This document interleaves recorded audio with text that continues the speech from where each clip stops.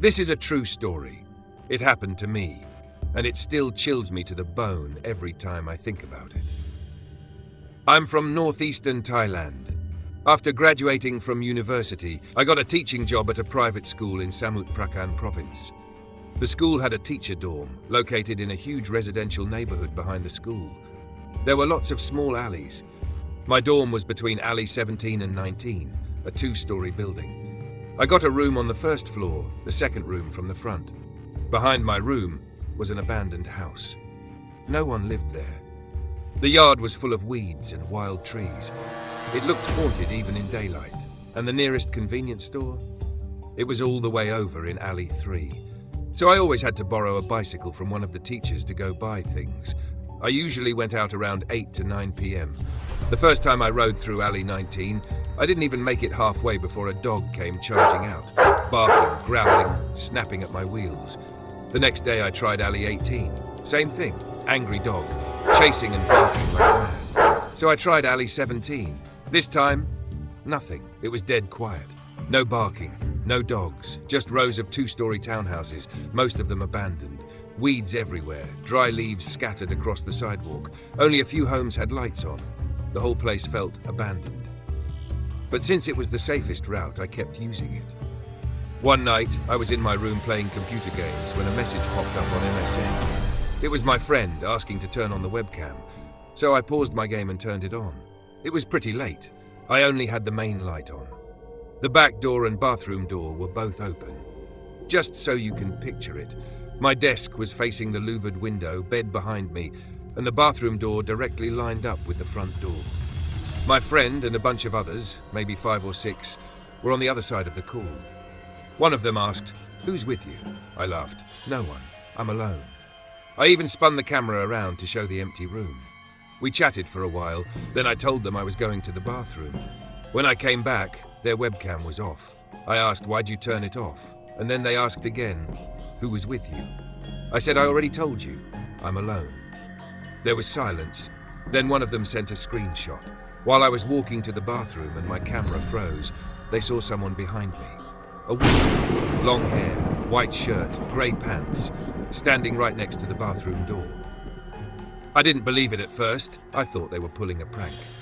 But the image looked too real. No glitch, no distortion, just there. The next morning, I took the photo to the little shop near the dorm where I always ate. I showed it to the lady who owned the place. She stared at it for a long time, then quietly passed it to the others. They all said the same thing. That woman used to live in alley 17. She was from the northeast, just like me. Came to Samut Prakan with her boyfriend to work at a construction site. They rented a townhouse in alley 17 with a few others. Her boyfriend was a playboy, rarely came home, had other women. One day she found out she was pregnant. She told him. He told her to get an abortion. She refused. He left the house and never came back. The next morning she told her friends she was feeling unwell and would stay home. While they were gone, she hung herself in the house. When her friends came back, they found her body. They sent her home for burial. But after that, strange things started happening in the neighborhood. People claimed they saw her, heard her crying. One by one, people started moving out of alley 17. Now only a few houses remain occupied. The shop owner told me the ghost had gone quiet, just 3 months before I moved in. I didn't think much of it. I carried on with life like nothing happened. Until the dorm emptied out one holiday weekend. All the other teachers went home. I stayed. That evening, around 5 p.m, I was playing games when I heard bang, bang, bang! Someone was pounding on the bathroom door from inside my room. I froze, but pretended I didn't hear anything. Then, a few nights later, I was in bed trying to sleep, and I heard footsteps inside the room, pacing. I shut my eyes and pretended not to hear. One night, I snapped. Out loud, I said, "If you're really here, show yourself. Come into my dream and give me lottery numbers or something. I'll give you whatever you want." I said it out of frustration. Then I fell asleep. I had a dream. I saw myself lying in bed. Then I heard scratching at the back window. Scrape, scrape. A hand. Shriveled skin. Long nails. Reaching in through the louvered window. I thought it was a thief.